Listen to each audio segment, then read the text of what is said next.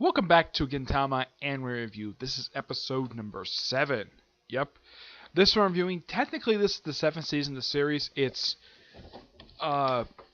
has the name Gintama, but they replaced the apostrophe with a tiny little circle. Yep. That's basically the season. Okay. Now, pretty much with this season, this is also the last one to have 51 episodes. Yeah, the next 2 seasons are not this long.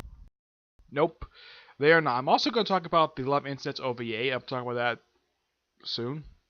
Now, there's like a bunch of arcs for this one season alone.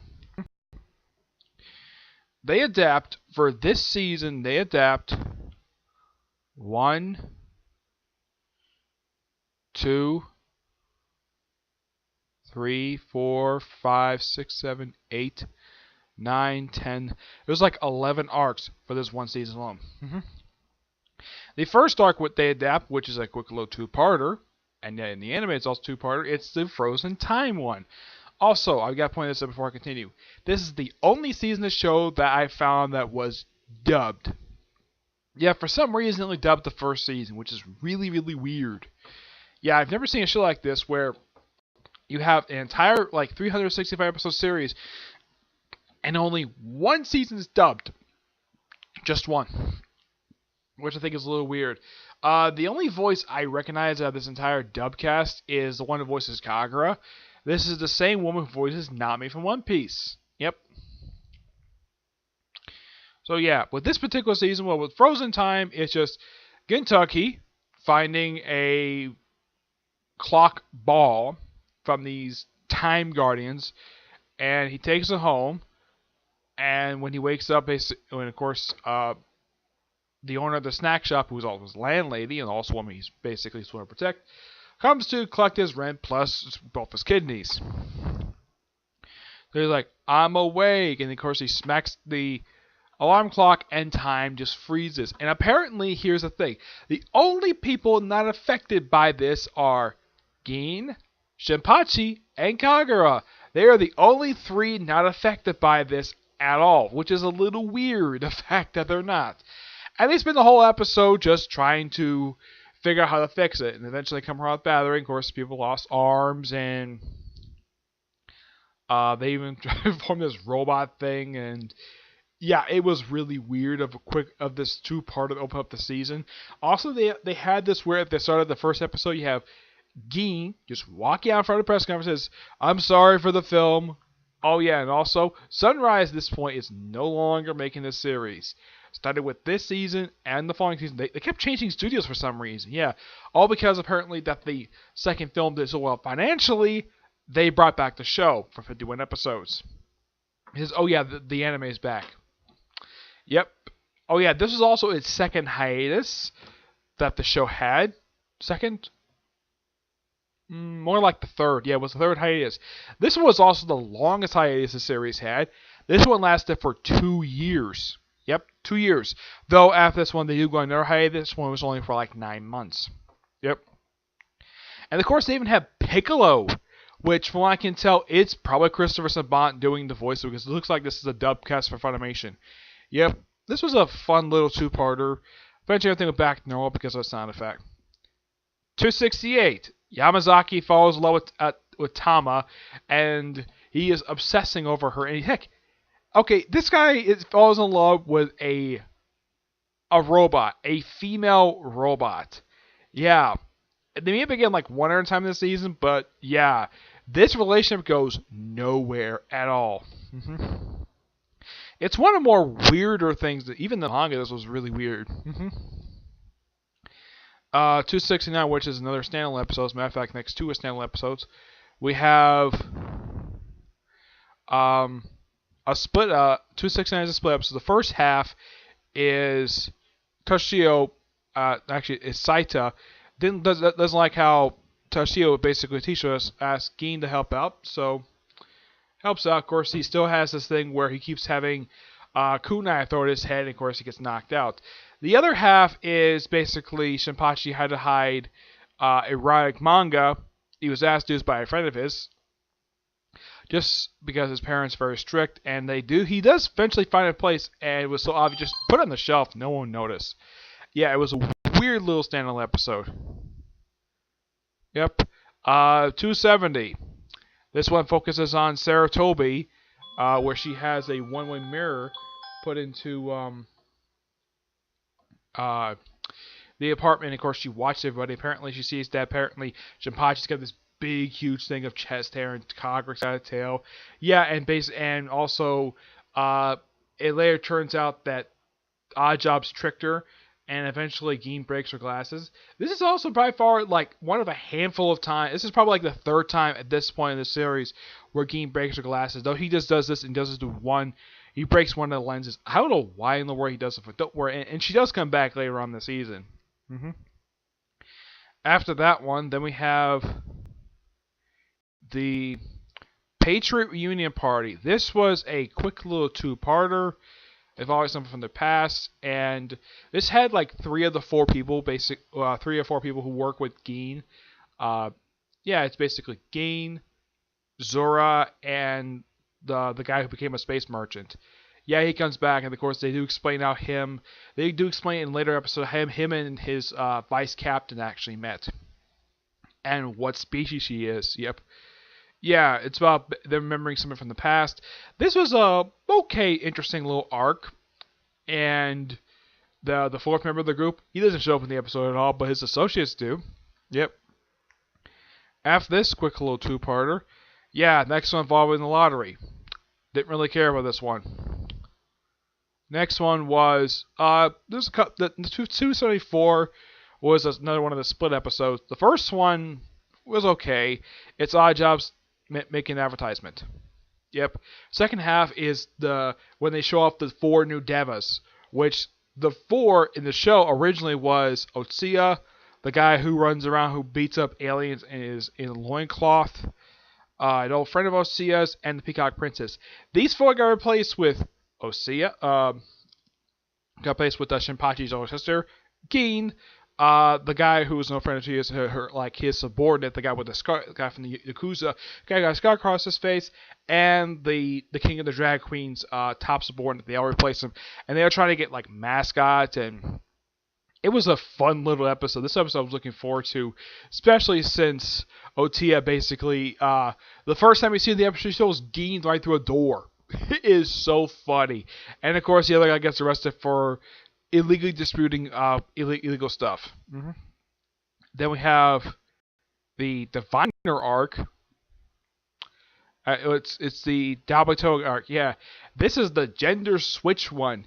Yeah, where like most of the characters, like you have it's where all the male characters except for Shinpachi turns into a woman, and all the female characters, with the exception of Otia, turns into a guy.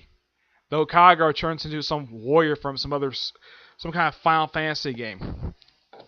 Yeah, and Otia, because she's flat-chested, decides to try to rip off almost every woman except for Hitsugaiwa, who apparently, because he ate mayonnaise a lot, apparently came back to Han and when he came back to woman, he basically looked like he put on a bunch of weight. Yeah, but it is so hilarious. She attacks Kaido for having big breasts. So she tries to rip them off. Same thing with Son, like almost like all the guys who turn into women, she tries to rip off the breast. Is so funny. And Yamato got turned into a guy when she just looked that much different as a guy. Yeah, this was a funny little 3-parter. Eventually ends with all the characters going to the movies. Oh yeah, they even have it where Sarah Toby and Tarzan both also turn into guys as well. Also, Yamato Yaku turns into a guy. She's sexist against all men. Yeah, this was a funny arc that they had in the series, and I thoroughly enjoyed it. And then we have one standalone episode between that and another arc. We have an episode, another one involving Saito, involving lunches, and having most of the female characters of the series shine Farrah's lunch. I would say everyone except for like one I can think of. Yeah. It's all about lunches, but this was a fun little episode. Next one is the Shinigami. And the thing about this arc is there is a ton of Bleach references in here. Yeah, Send Back the Soul Society is a story, but yeah, this particular arc is kind of a loose follow-up to the Chorus of a Nation, and also it's a setup for the Shogun assassination. Yeah, this arc is very important, but is so funny. Yeah, the person who's kind of the Shinigami thing, yeah, she has a thing for stealing people's nipples. And she steals Gaines twice over the course of this multi-parter. She's like, what? Yeah, somehow she's able to remove his nipple and then put it back on. And then I was like, oh, my nipple missing. It was so funny. Yeah, and apparently the way that they protect her, like dragging the pipe, he grabs her via the pipe by her outfit. And apparently because he touched something very private, he's like, I didn't touch any of your private parts. All because he touched her mask. Yeah, that's the reason why. And this whole thing is about an executioner, but this was also a very funny arc and interesting as well. And the guy who's kind of the main villain in this arc is also her adopted brother. Yeah, she was the 17th head of this family, and he took over as 18th head. And after he died, he basically named her his successor, and she became 19th head. Yeah, and after this arc, she's never seen anything in this series until she comes back in the final arc of the series. Yep. And after this particular arc, we have. Let me look here. I think we have one standalone episode. Yeah, 282. All about scary story stuff in July. Next one is the Confession arc. This was a quick little two-parter, which this does come back. This is a loose setup for also something that happened. This arc is referenced in a later arc in the series. We're involving the Shogun, and everybody's using like a synthesizer, and Gin basically is using a confession to earn money. This goes nowhere. The whole confession thing is only in one episode. Next one just basically the Shogun apparently loses his memory, and it's revealed that nope, he never lost his memory. The funniest thing about the second part of this two-parter is the fact that Kagura is having a sleepover with the Shogun's little sister. I thought this was so hilarious. I kind of wish they did more stuff like this, basically, where they have the girls doing sleepovers. That would have been nice, but yeah. And after that quick little two-parter, and then we have at least 2 standalone episodes. Yeah, this one's all about. I've read this one long. This one was not very interesting to me. Yeah, Kaido getting jealous and putting on a roach mask. Yeah, a roach mask to try to dissuade couples. All because he couldn't date with the woman he loves. Yeah, this was not an interesting episode.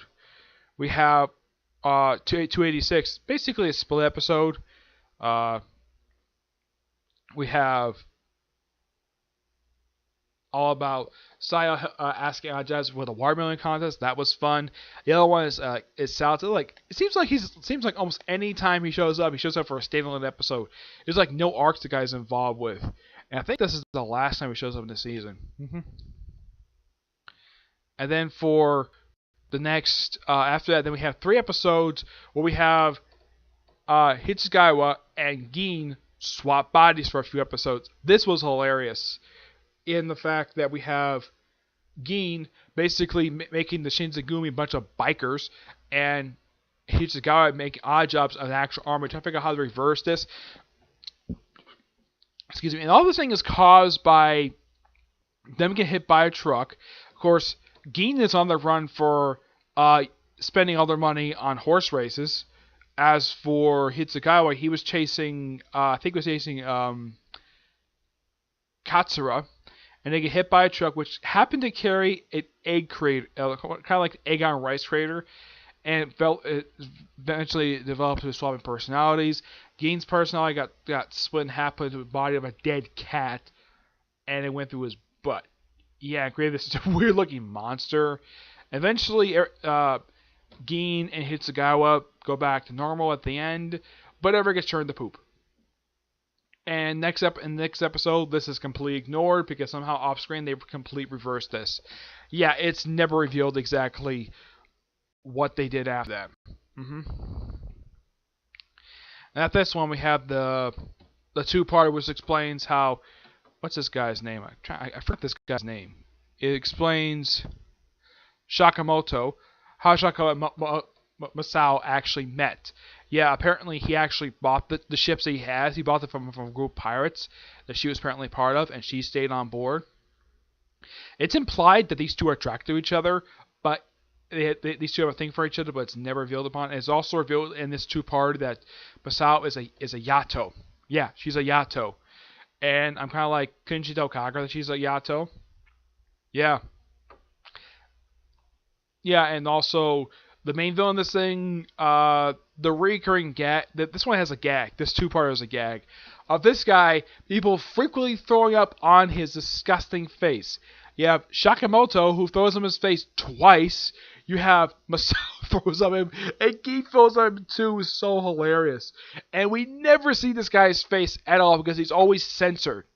Yeah, I don't even know what the guy's face looks like. Yeah, it was weird, but it's a good character piece for the characters.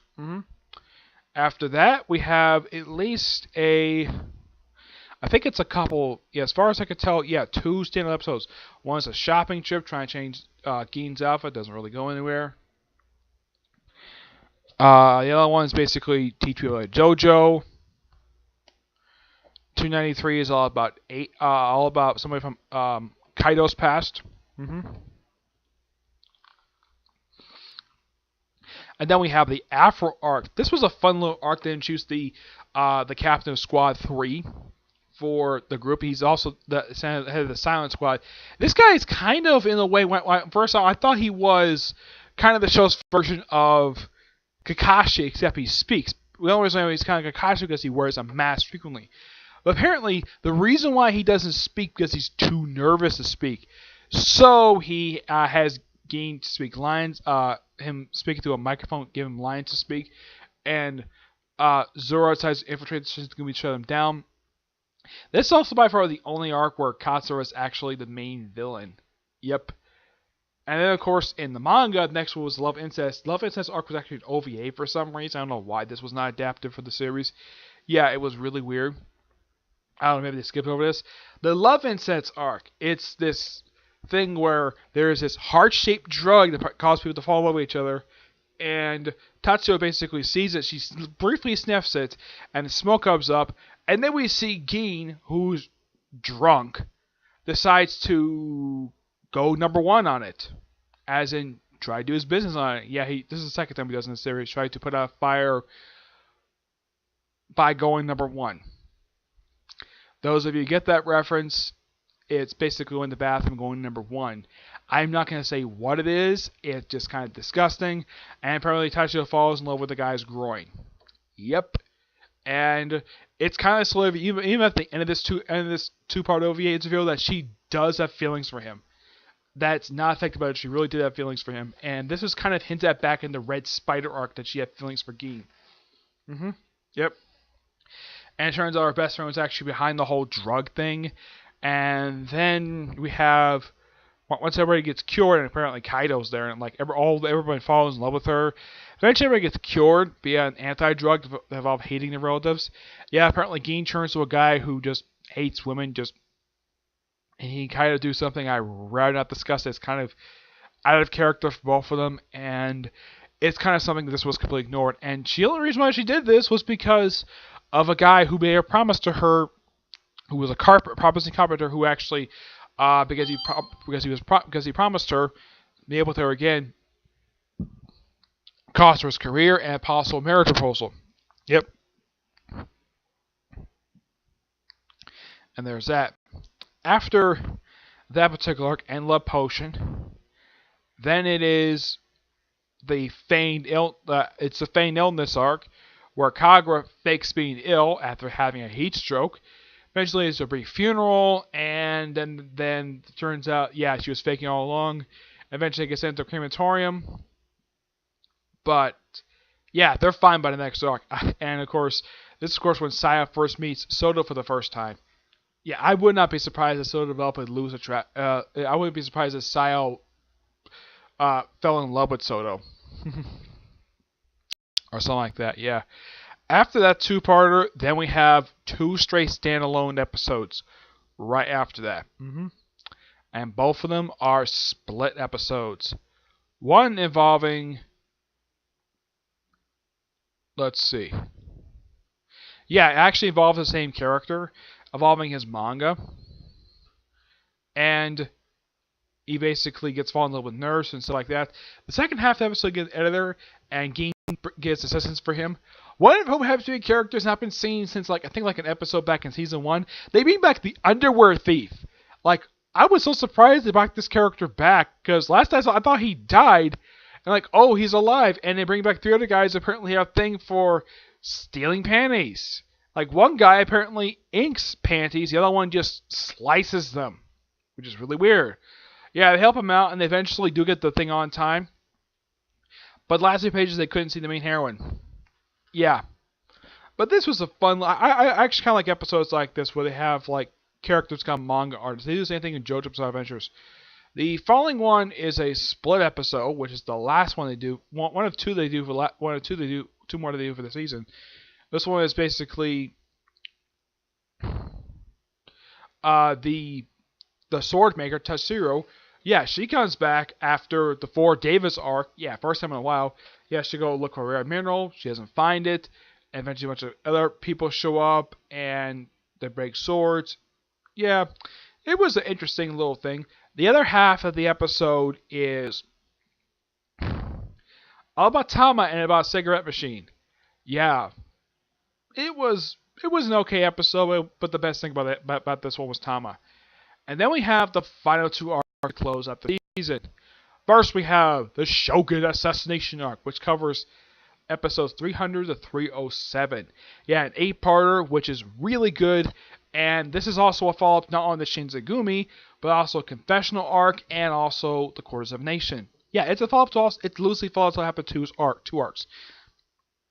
Where someone's after trying to kill the Shogun. Turns out it was actually a guy trying to be the Shogun.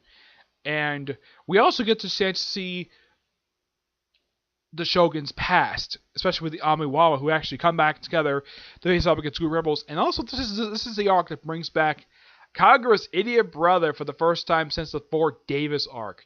Yeah, it's been first time since the 4 Davis arc. It's been a while. Yeah, he was actually seen in the finale for that particular arc. Yep, he was brought back for this particular arc, and there's lots of fighting. It's also Sarah Toby, and she plays a big role in here. She doesn't do her usual stalker stuff, and Gin, of course, gets a chance to fight in this arc. Gets a chance to fight the guy who took away his master. He also fights him again in the next arc as well. He gets so severely wounded, eventually collapses after coming back with, I think it's I don't remember who. It's not the Shogun. It's somebody else. And of course he collapses. And of course Saratobi hops on him.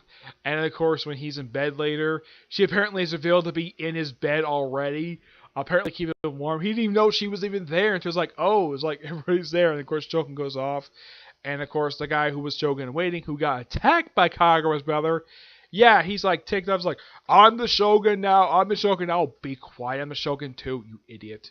Yeah, that's what the other Shogun does. So he eventually just leaves, and everyone gets treated. Surprisingly, and this is really weird, Shinpachi. Yeah, this is one of 2 arcs in a row he does not get injured at all, which is really weird. It's kind of why is he the only character who really nothing bad happens to him?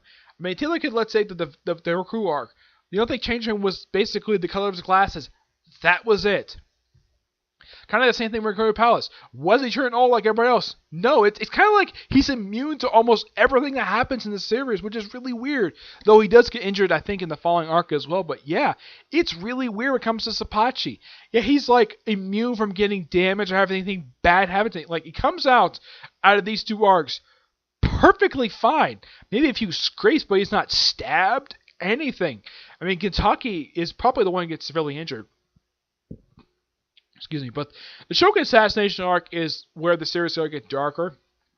And in the actual series, they kind of do this thing where they kind of briefs music and Shogun Assassination arc, part whatever. And they do this also for the Pharaoh Shinzagumi arc as well, which this leads into Pharaoh Shinzagumi.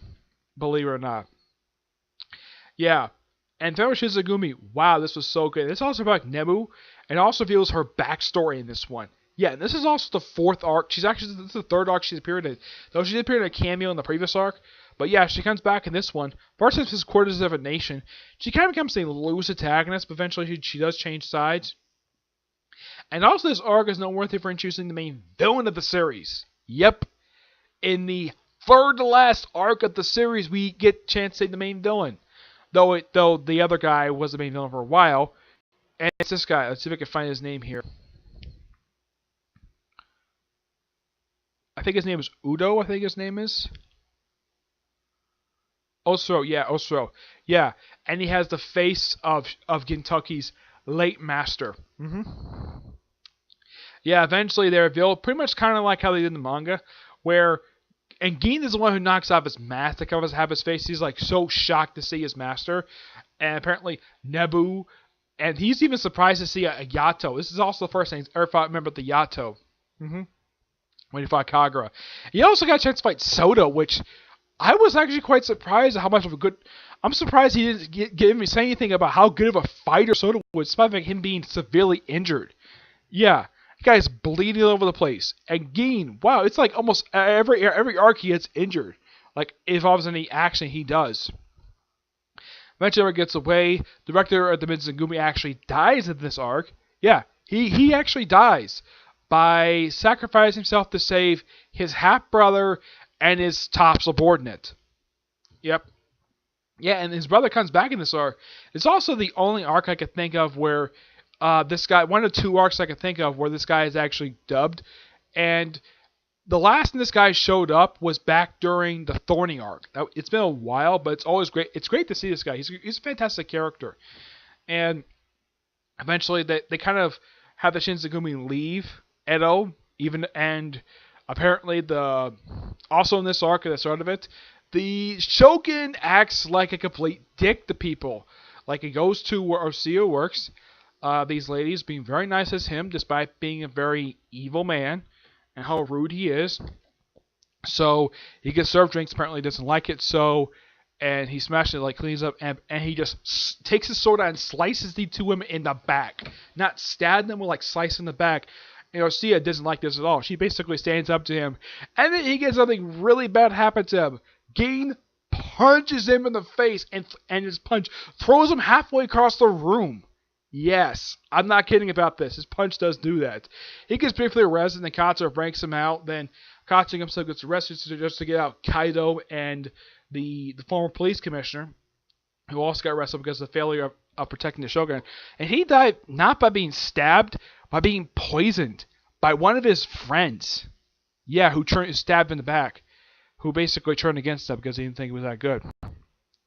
And it's also revealed in the Villa Shinzagumi that the former police chief had taken a lot of his supporters with him and from the anti-Bakudo movement to basically resist the new shogun. That's really the whole point of it. And possibly take down the government that basically is surrounding it. This is overall a really good season. I think I covered mostly everything. Also, Nebu, basically, the meaning of her name, it means girl of faith. That's really what her name means. And the director of the Mizugumi is the one who gave her name. It's implied that, shown in the flashback, she was the one who killed his family. Turns out, nope, she did not kill his family. She actually tried to save his family, but she failed. And, yeah. And it's also revealed her source of why she... And it's even shown in flashback she loves donuts, but she's not, like, crazy about it. She's like when she first showed it first, like when he's like fishing with a donut, crawls I think, grabs a donut. The other one she just bites it out of his hand. This one she's like very calm when she gets donut. I guess the other part would just be very comedic. She like eats like almost like every time you see her in the flashback, she's always eating a donut. Yeah, every time that's pretty much the way she is. It's like donut. The only time she's not eating a donut when she fails to save his family. Yep. But this was overall really a fantastic season. Now, I am going to work on the next season, but the next video I'm going to do is going to be a review of the 2 newest chapters of 7 Deadly Sins. Tomorrow I'm going to do a review of the next season and the season that comes after that. There's a reason why I'm going to do 2 season reviews. I'm going to work on the other one tonight and work on the other season tomorrow because these next seasons are really not that long. Excuse me, the next season is only just 12 episodes, and the following one is 13. Yep. and then I'll review the final season on Tuesday. Yep. So until I see you in the next video, bye.